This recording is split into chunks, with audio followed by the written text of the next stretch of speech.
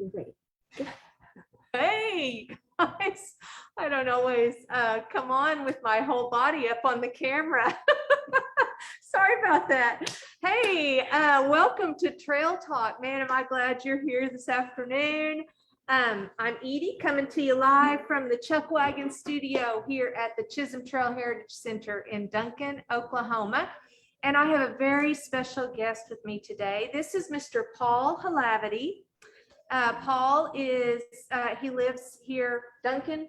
He lives here in Duncan, and he is here.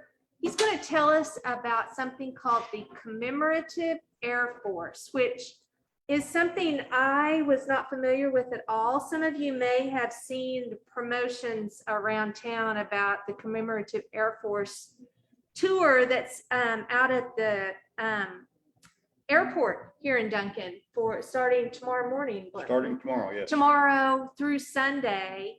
And they've got some planes out there. We're going to talk about that here in just a little bit. But through trying to investigate that a little bit, I came across Mr. Hlavaty, and he was gracious enough to agree to come on Trail Talk and explain to us about the Commemorative Air Force, what it is, what they do, and I think you guys are going to really enjoy this episode. So welcome. Thank you. I'm glad to be here. Well, we are super glad that you're here too.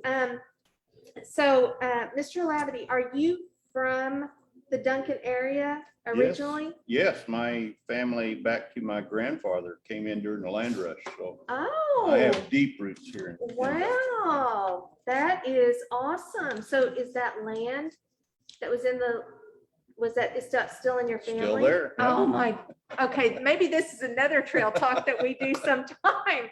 That is very interesting. Wow, so is it a full 160 acres? Yes. Wow. And it was expanded. My grandfather, expanded it during his lifetime, and my father expanded it again in his lifetime. So Wow. yeah, the 160 is now 420 acres.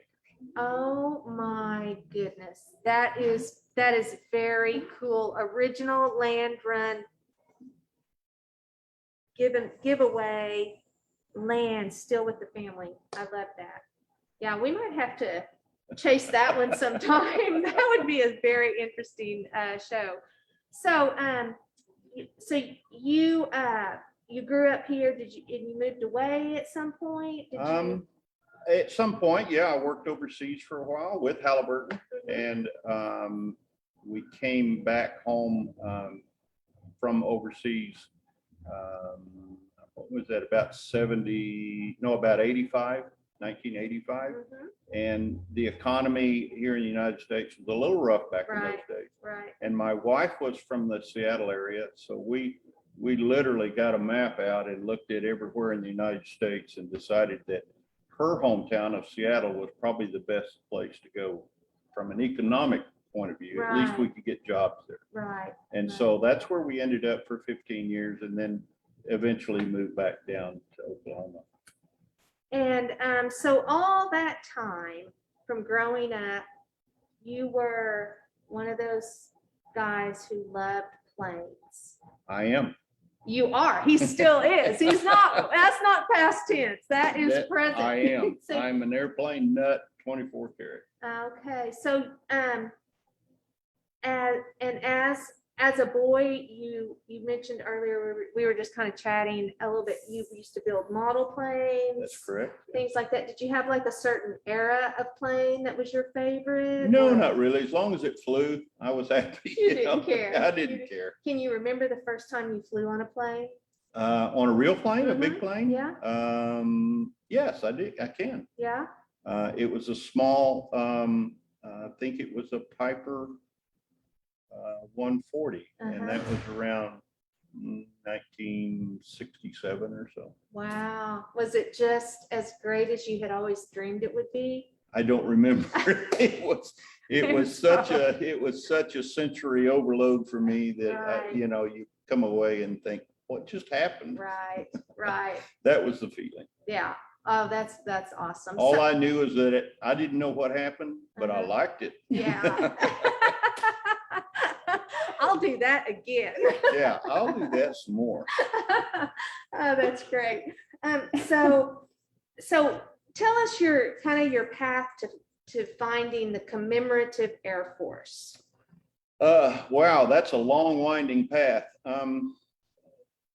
After retirement, my wife and I got an RV and we traveled around the country. And we ended up in Mesa, Arizona at one point, and I had always known of the existence of the commemorative Air Force. And it just so happened that there was a big chapter there of the organization in Mesa. So out of boredom and excitement and getting to play with airplanes, I drove out to the airport and signed up right there. Very nice. So, and prior to going to Mesa, though, you actually earned your pilot's license. That's correct. Yeah. After you retired, you earned your pilot's license. That's correct. But that's what you call a real bucket list thing, right? That's exactly what it Yeah. was. Yeah. And then you go to Mesa and you go out to the airport. Are there any kind of qualifications if someone wants to be a member of the commemorative Air There's Force? only one. What is that? Enthusiasm. Hey, that's easy. Yes. And that's, to get into the organization, the love for aviation and the enthusiasm for flying and the airplanes. And then you throw in the history of the airplanes, and it's irresistible. You can't walk away from it. Right. So this is a national organization. Worldwide. Yes, worldwide. Yes. Organization. And so is it like the British Air Force and different, or is it like a US organization with members worldwide? You know what I'm saying? Is it like air forces from different countries? No. Participate? Well, yes, there are a few of our 176 airplanes that the CAF has. There are a few that are foreign. Okay. Like in Mesa, our museum, we have a MiG-17, which is obviously Russian. And then we have, what else do we have? I know there's another one.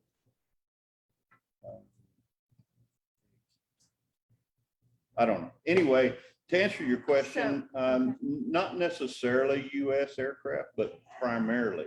U.S. aircraft. Yes. Okay, so I have 176 airplanes. Do they all still fly? Most of them do, Most yeah. Wow. There's only one of those 176. There's only one that's on display. That we refer to as static display. That for some reason we couldn't make it airworthy due to lack of parts or whatever. Of that, of this 176, there's about 43 currently right now in maintenance. And with aircraft, they have to go through an annual maintenance every year. So at any one time, there would be 20 to 50 airplanes in maintenance. Right. And are these all retired planes? Yes, they are. So they're all retired. They're not kept up for use by the military. No. They're strictly for use by the commemorative Air Force. These were all sold off as scrap or just to get rid of them. Right. Particularly after the war. The United States was building literally hundreds of these airplanes a day. If you include all the fighters and all the bombers, everybody was producing airplanes. And so that never changed until the peace treaty was signed. And so it was like, you've got this pipeline flowing thousands of airplanes, and you just shut the valve all of a sudden. Well, a lot of the airplanes flushed out of the pipeline after the war. And so they never even saw it. They never even saw it. And that's when primarily what we when have you're today. saying the war, you're talking about World War II? That's correct. Okay. Yeah. So the airplanes that we see around today of that era are airplanes that were saved by private individuals, non-military organizations to preserve history. Ah, very good. Okay, and so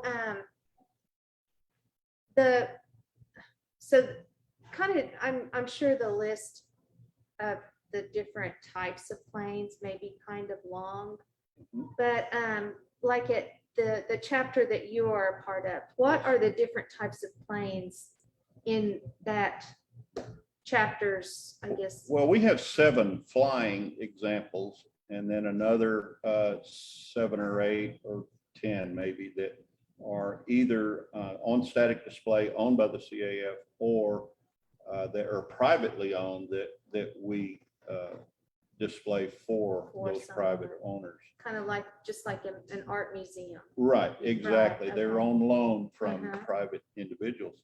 Of those 7 airplanes that are flying, that are operational, the crown jewel of our fleet is the B-17. Ooh. So that is our showpiece. Oh, yeah. We also have a B-25, which is a Mitchell, which is a twin engine medium bomber. And its glory is that it was used to bomb Tokyo during the Tokyo raid, or right after Pearl Harbor. We actually bombed, a lot of people don't know this, but we being the United States, actually bombed Tokyo 7 months after Pearl Harbor. Really? Yeah. But And then that was the Doolittle raid. Okay, then we went back toward the end of the war and firebombed Tokyo, right? Yeah, there were a lot of firebombing missions, Uh-huh. napalm and that sort of Yes, thing. But that was years later from what Yeah, you're that talking was about. in 44, 42 was when June of 42 is when we bombed Tokyo. And then we actually didn't bomb a lot of Japan until 1944, 45. Okay. So yeah, there was a time frame in there. Yeah. Interesting. That's very interesting. So the B-17, I need to throw this out there. My mother-in-law was a Rosie the Riveter. She lived in Seattle. She and her mom and dad, and she helped build the B-17s. She and her dad both worked at the Boeing plant there. The Boeing plant that had the fake city built on the top of it. Plant 2. Yes, so because the thought was Japan or someone from the Far East flying over the Pacific and coming to bomb the west coast of the United States, they built it as camouflage so that it wouldn't be known there was a plane factory or Underneath that. underneath that. Plane factory doesn't sound like the right way to describe that. I don't know, but you guys know what I mean. I rattle on sometimes. So anyway, that I always thought that was, and she was also a Marine. She, she served on Parris Island. She stayed stateside, but she was a Marine during World War II. And my father-in-law was in the South Pacific in the Navy. He was in a submarine there. So we have a little bit of a tie to all of that, but the B-17 anytime. So at an air show, if there was a B-17 there, did it come from your? Could have, yeah. Besides the CAF, there's a couple other organizations that fly a B-17. There's, as far as the 17 goes, there's about probably 8 or 10 that are still flying in the world. Okay. There's 2 or 3 in Europe that are still flying. And then here in the United States, the CAF has 2. I'm referring to the Commemorative Air Force. I'll refer to it as CAF. Right, yeah. Henceforth CAF. referred to the CAF. The CAF has 2, and there's a couple of other organizations that have several. I say several, 2 or 3. So I know that. The 8. I mean, it's been 10 years ago probably. my husband was able to take my mother-in-law to an air show, and she was able to climb up in one of the B-17s, and walk around. And that is one of the things that is unique about the CAF is that we allow people to touch, feel, smell, get inside our airplanes. A lot of museums or flying examples won't even let you near the airplane. Right. And that's one of the things that I'm very proud of is that we allow people to really experience the airplane. My husband and I went to the World War II Museum in New Orleans a couple of years ago, and their planes are like suspended from the ceiling. I mean, there's a walkway up there, Sure. but literally all you can do is look at them. There's no getting up really close. Yeah, it's a shock to some people to see how bare bones these planes were. I mean, it's not like a 747 or anything like that. There's no fancy coverings. There's no nice plush seats. There's no insulation. It's bare. Yeah. Wow. Well, that is something. Okay, so besides the B-17, what other planes do you guys have? We have in Mesa, we have a B-25 Mitchell, like we said before, the one that bombed Tokyo on the Doolittle raid. We have an A6 Texan, the Navy version of their airplane, which is a SNJ. A lot of people still refer to it as a T6 Texan, but it's the Navy also operated the same airplane. They just called it an SNJ. Right.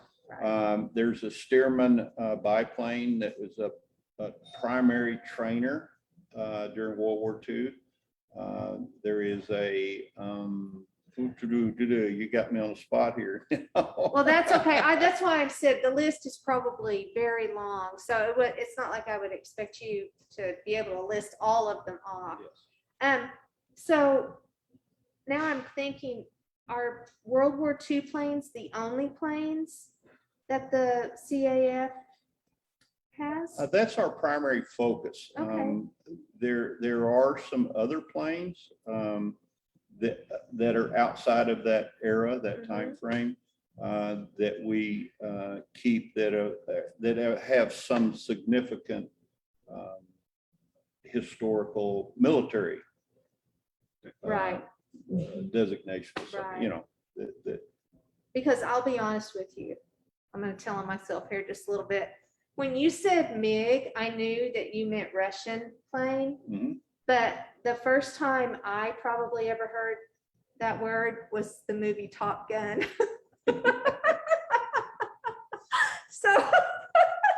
So I'm thinking, okay, so a MiG is not a model. No, MiG is a manufacturer. Okay, like Boeing. Okay, see, now I'm learning something, and I hope some of you are learning something too. Tina is laughing at me. So now I get that. So you say MiG, it's a World War II MiG. It could be, not necessarily. The one that we have is not. It's more of a Korean War. Oh, okay. Era. Yeah, that's what I was thinking too. Like, these are retired planes. So at a certain point, we haven't manufactured massive numbers of planes like we did in World War II. No, not even. So close. a lot of planes would not be they never saw action, right? Right. I mean, most planes are. And unfortunately, the way that it works, and it's a bit like we see in Afghanistan today, is that when the war's over and the fighting's done, a lot of equipment is just left. Yeah. I know the carriers that were coming home after the war, a lot of the airplanes that were damaged or had a lot of hours on them, or they didn't want to work on them, they just pushed them overboard out in the ocean. And so they didn't have to deal with them. Right. They were going to scrap anyway when they got home. So yeah, just eliminate the problem at sea. Right. and a lot of planes were either stacked up and burned or for whatever reason left wherever they were. Some of them made it home. I think it was probably a fast way to get home for the generals, Right, and colonels, and so forth. You know, Yeah. they just confiscate an airplane. I'm going home. See ya. Yeah. Instead of having to wait. By ship. Like, yes, yeah, for sure. Yeah, I hadn't really thought about all that. I mean, I've heard stories of, getting word, we're leaving this area even during World War II. And you basically just pack up and go with your personal gear. That's correct. And you leave everything else behind.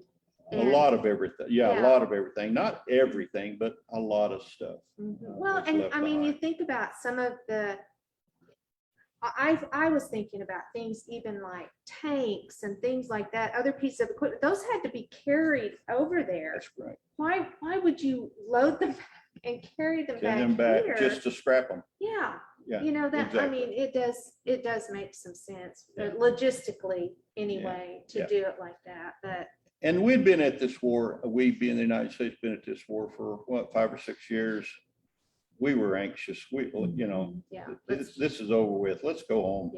Yeah, exactly. Yeah, and it had taken a big toll on everyone.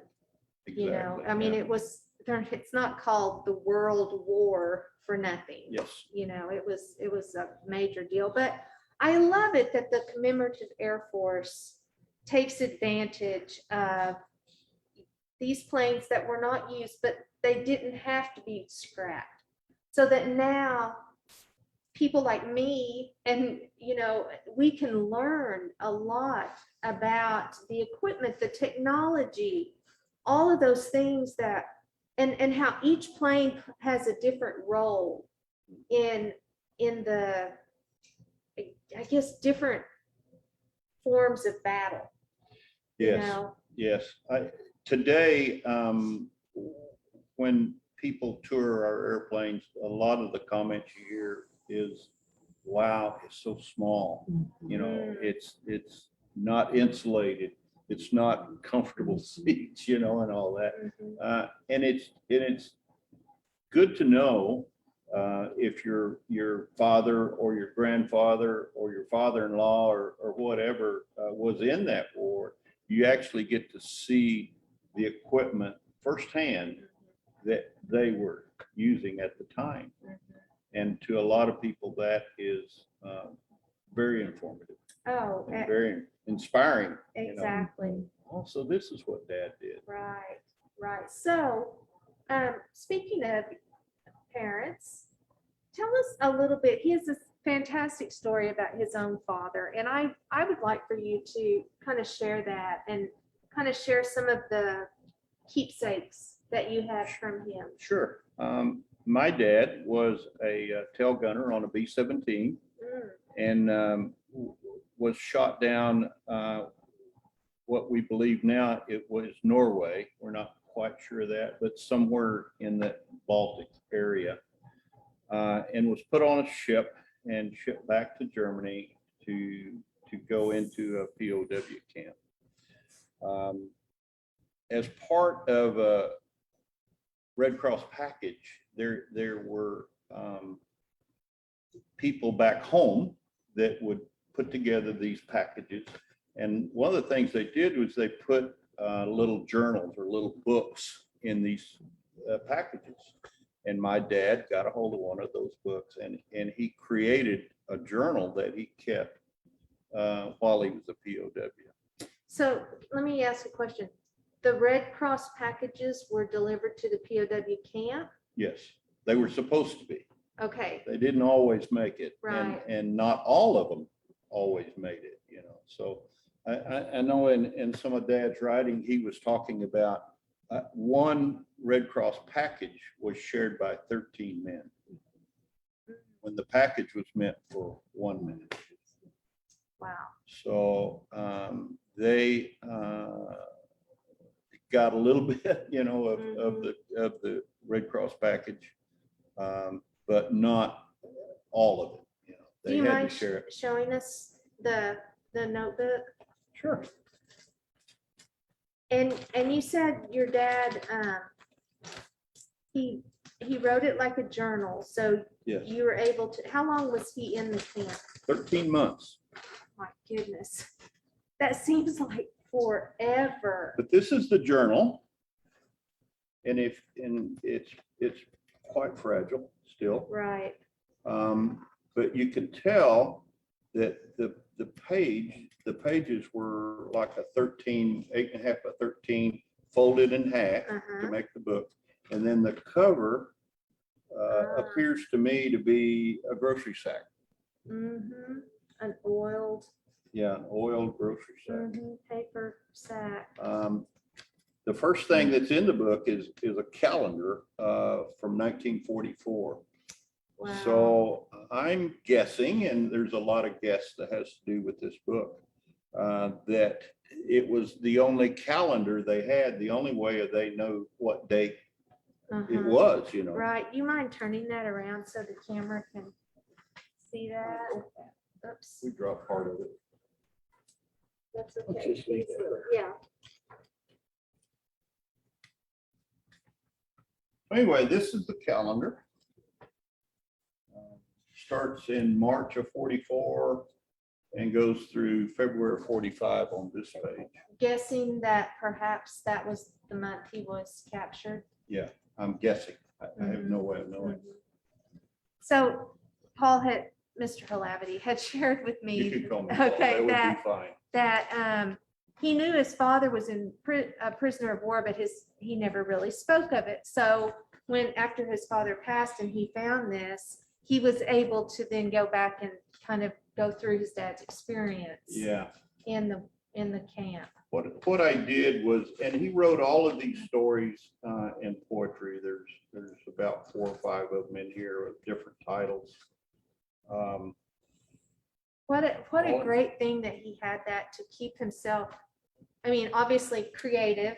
Sure. If he was writing things in form of poetry, Yes. to be able to have a way to express himself like that, because I can't even imagine 13 months in a camp like that, how hard it must be to keep your mind clear and focused and, you know, and so what a great thing that he was. Well, able to take that.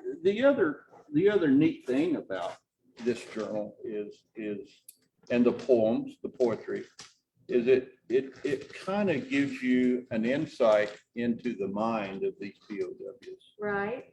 What they were thinking of, who they were thinking of, and those sorts of things.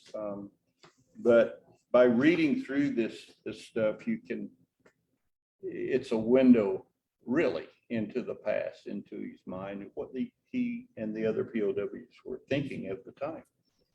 And a lot of it, I could tell you, was their families and wives and girlfriends and kids at home. Was your dad a very young man? He was not. He was Okay. about 25. Okay. He was an old guy for the time. I tell my kids that. Yeah. And most so of the guys were 18, 19, 20 years old. Right. Was he married? At the time, yes. He was married At already that time. too. No So, kids, but yes. He and my mom were married right before he left. Wow.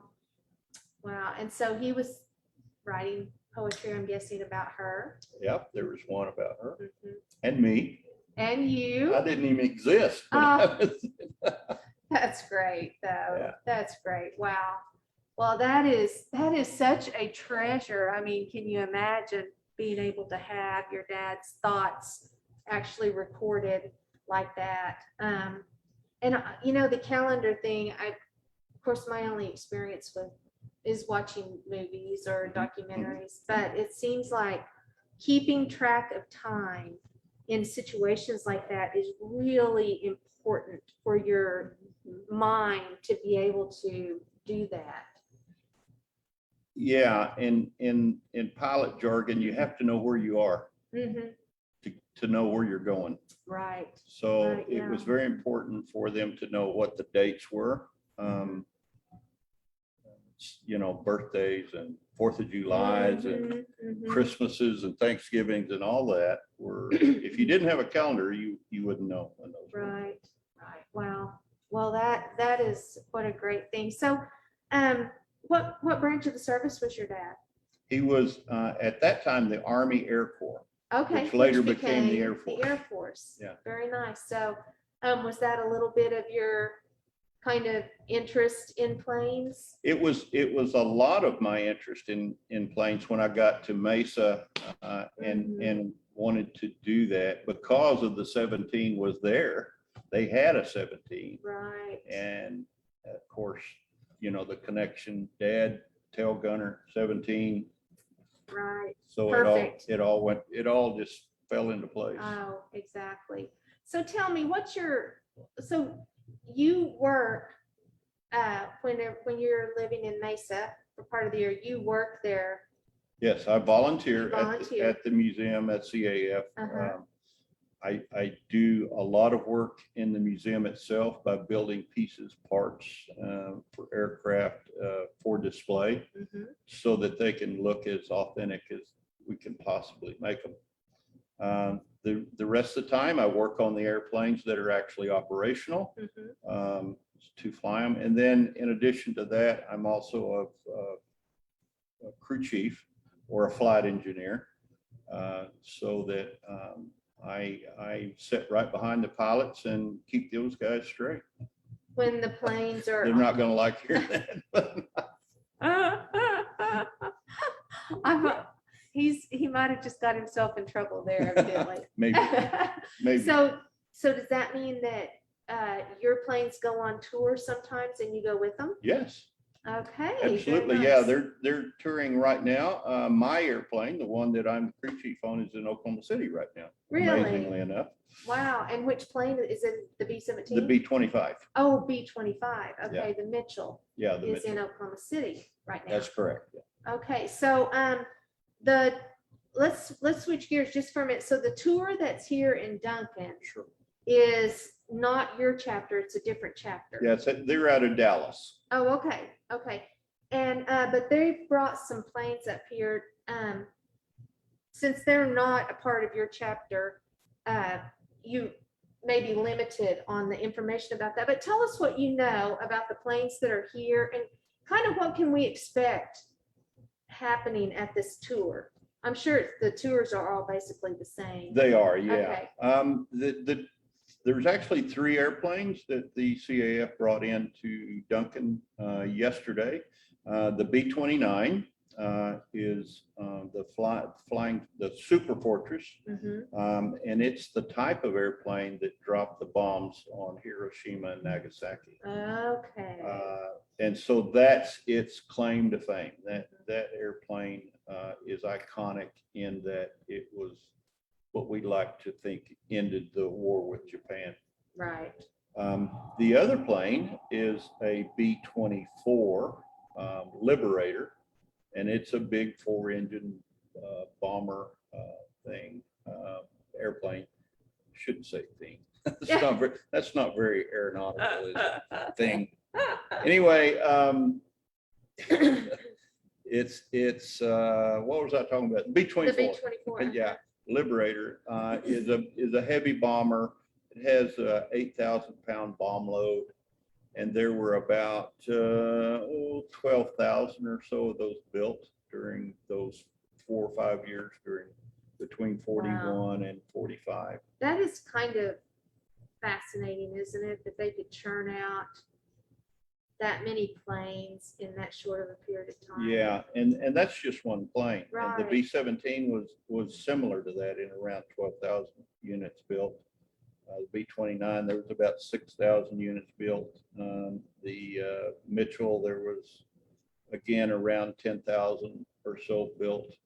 And all of those airplanes, and that's just those 4 bombers, were all built in that 4 or 5 year period. Wow. Those types of numbers. So the B-29, is that the largest one? Yes. And then the 25, the 24, the 17. Is that how it goes? No, the numbers have absolutely nothing to do Okay. with anything that I can figure out. So what, okay, They, they're not sequential. They have nothing to do with the type of airplane. They're just numbers. they're just numbers. Yeah, I'm sure somebody somewhere knows that there's some rhyme or reason why Right. they're numbered what they are, but I haven't been able to find anybody that knows. Do all the bombers have the, like the side turrets and the tail gunner and the nose gunner, do they have all those? I believe they do, on it? yeah. All the ones that I'm familiar with certainly do. Because Yeah. I always thought that those were, that those fighting positions were, I don't know, just so dangerous. The tail gunner, the nose gunner, and the guy that was in the bottom, I can't remember what that one's The called. turret. The turret, okay. The others, they were like inside the plane. Well, I know there were openings and stuff, but I just always felt like they were kind of sitting ducks there. the inside of the Maybe not. airplane isn't safe at all. I mean, the skin is like Where the- aluminum foil. Yeah. It's not going to protect it from bullet at all. Actually, the most dangerous parts of a bomber are the pilot and the tail gunner, Really? because the tail gunner protected the back of the airplane. So when the fighters came up from behind, he was the first line of defense. So Mhm. if they could take out the tail gunner, then they had pretty much free reign of the airplane to Right. shoot at it. Right. The other position, the pilot, was of all people on the airplane, that it's key to that airplane going from point A to point B is the pilot. Mm. So if you take out the pilot, you Mm-hmm. take Right. out the airplane Right. virtually. So Yeah. those were the two most dangerous positions, and that's the two positions that the fighters actually fought at, Mhm. or were aiming at. But they knew they could get those, then they had a free reign of the airplane. Right. Right. Okay. So, you said they're bringing, we're going to switch back to the tour that's coming to Duncan real quick. So there's a B-29, a B-24, and what's the other one? The other one's a T6 Texan. T6 Texan. Yeah, T is a trainer. Okay. Did you know that? Did you No. know that T was a trainer? Of course not. I didn't know a MiG was a brand. I don't know much about these. You know what the B stands for? Bomber. Bomber. Okay. Yes. Boom. All right. I got something. I got Okay, F is for fighter. it. P is Okay. pursuit. Okay. C is for cargo. Okay. Now, I think I might have known the C one because I think I've heard them talk about the C-30. Yeah. Is that a? 130, yeah. 130. Okay. Yeah. I knew that That's was a current, yeah. Okay. So they're bringing a trainer. Yeah, Okay. that was used during the war. There are more trainers around than any other type of aircraft, because obviously they never left the United States. They were trained as flyers here.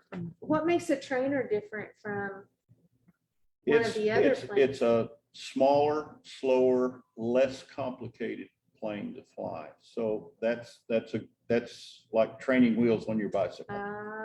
So you Okay. start out with a trainer and then work your way up to wherever you're going to end up, either a fighter or a bomber. But they do train the pilots on the specific plane they're going to be flying also. Eventually, yes. Eventually, but this is like the starter. Yes, this is Plane. like taking a raw recruit out of school and say, this is your first plane you're going to fly. Okay. So, yeah. Wow.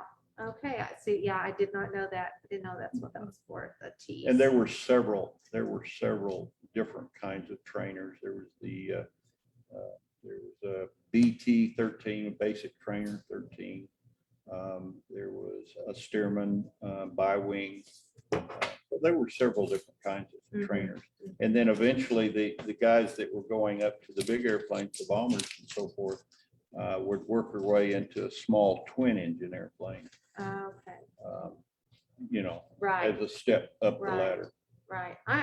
I mean, I, even though I know very little about it, flying a bomber versus flying a fighter, to me would be so completely different. The fighters, I think, are quicker and they get more maneuverable. You're absolutely The right. bomber was pretty much straight course. Yep, They just had one job. So that's correct, yeah. Huh.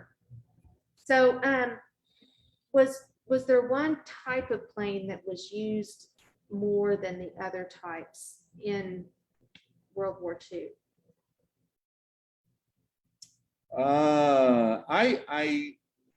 I don't know that for a fact, but I'm gonna guess that probably was the bomber. There were more bombers made than any other type of aircraft in that 4-year, 5-year period. I guess they don't really do bombing like that anymore.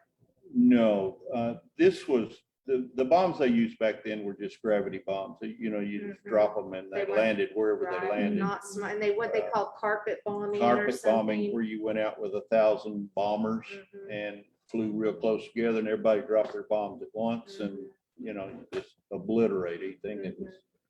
It was more of a shotgun type Yeah. effect. you know, Right, where, yeah, the bombs are smart now, And guided. and guided, yeah, so the days of all those kinds of bombing runs those are over, which I suppose we should be very grateful for that, because that They was, still use them a little bit, but super not like they did. Yeah. I mean, they have an alternative now. yeah.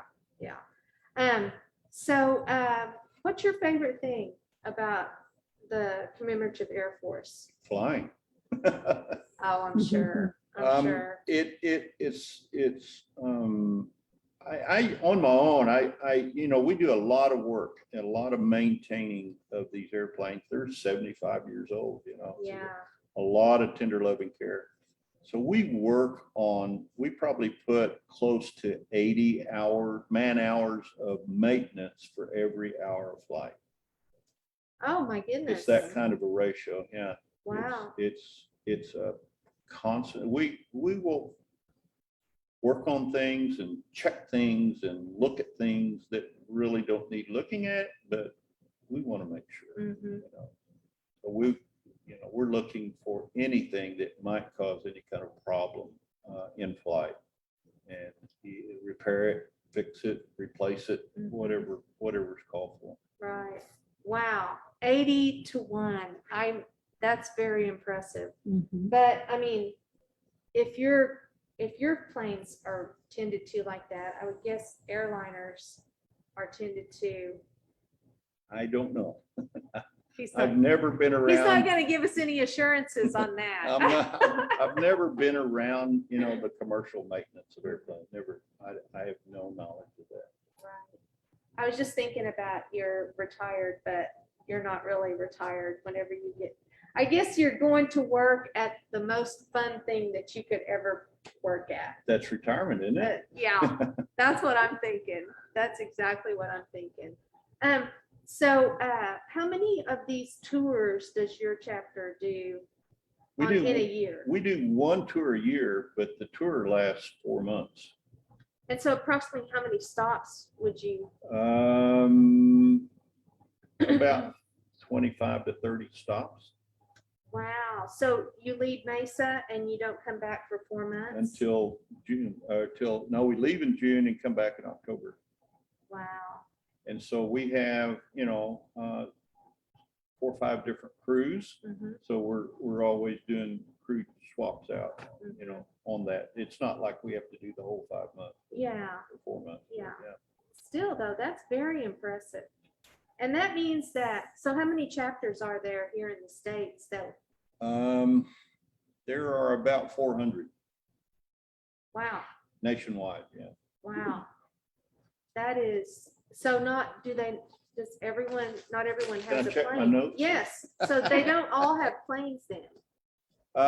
They have to have at least one plane, I think, to be a chapter. I take that back. There's 85 units, 85. Okay, yeah, because I was 400. thinking there were 176 planes. Well, there's the big Worldwide. units have, you know, a dozen planes each. So, and there are 5 or 6 of those. Uh-huh. And then like we have a chapter in Oklahoma City, or a unit, we call it, in Oklahoma City, that has a one plane. Mhm. So, and, you know, in Arizona, our membership is about 500. In Oklahoma City, it's, I don't know for sure, but I'm guessing around 30 or 40 members. So Uh-huh. it really varies a lot. Very different. Yeah. But Mesa is kind of a retirement type place. Are there a lot of retirees who volunteer? Most all of them. Most of them, yeah. I would Yeah. think that, you know, your pool of people Oh, that absolutely. you can Yeah. choose from makes a big A difference. lot of talented people. Uh-huh. Some of them came from the airline industries as mechanics or pilots or flight attendants or ticket agents, and you know, that just want to keep a hand in aviation. Right.